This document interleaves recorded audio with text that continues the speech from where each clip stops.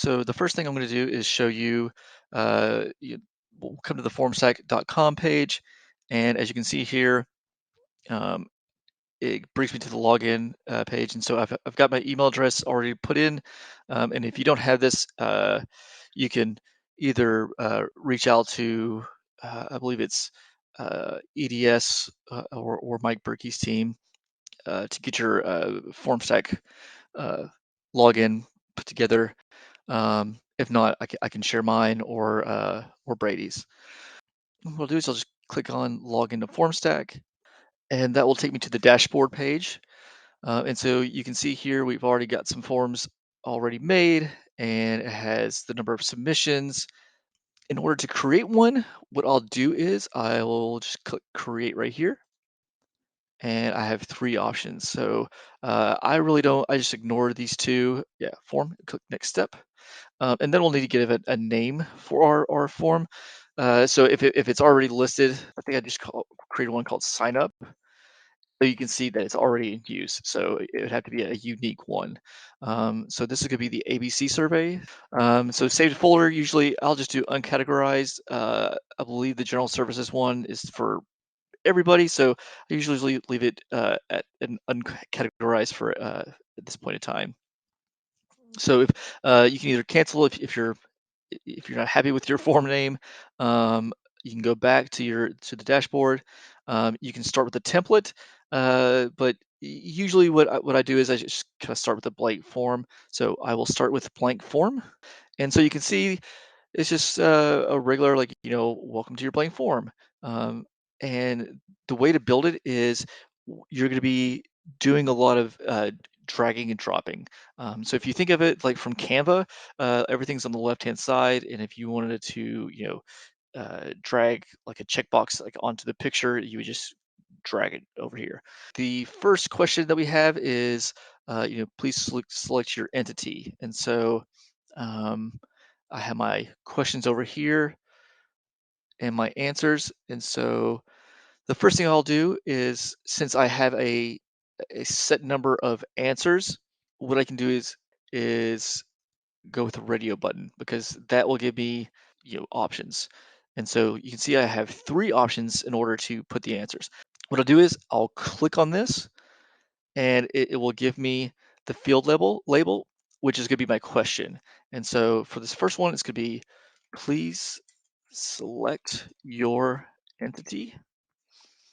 And then if I wanted to add supporting text, I could say like choose one, but hopefully people will know that they only need to choose one.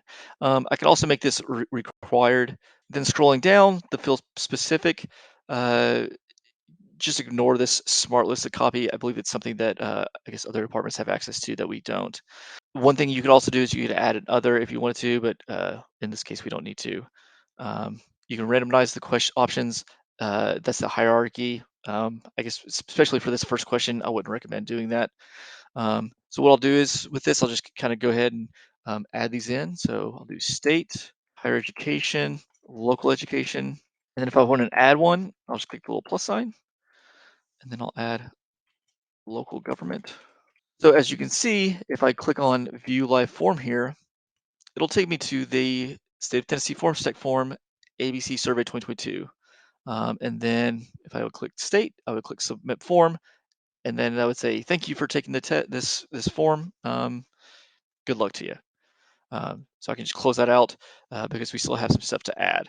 So another thing I can show you is there's a lot more questions and answers. Another option is like, short answer. I would drag this in.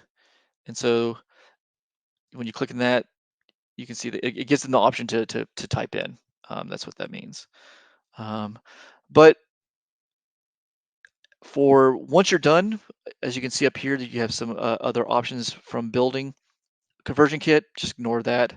Under settings, if you click that, this will allow you to set up the email actions. So the language is what it is. Don't mess with the URL, because if you change that, then that could change how people access it. The time zone is set for Eastern Standard Time as a default, so I usually go in and change that to Central. Don't worry about this guy. Don't worry about the show referral badge. All that's good. If you're wanting to archive uh, a form like that, it's no longer in use, you can archive it. So, um, or you can also just delete it. For the emails and actions, if you have an account, what you can do is you can uh, it automatically goes to your email. But if you want to add some, if you clicked edit, you could add another email address. Um, I can't send my user a confirmation email because I don't have an email field in my form. If I did, this option would you could click on this and you could type out what the confirmation email that would send to the user who could submitted the form would look like. The welcome and submission message, I use this a lot for the new employee orientation, employee discount program. So what I usually do is I'll add a submission message if I could talk.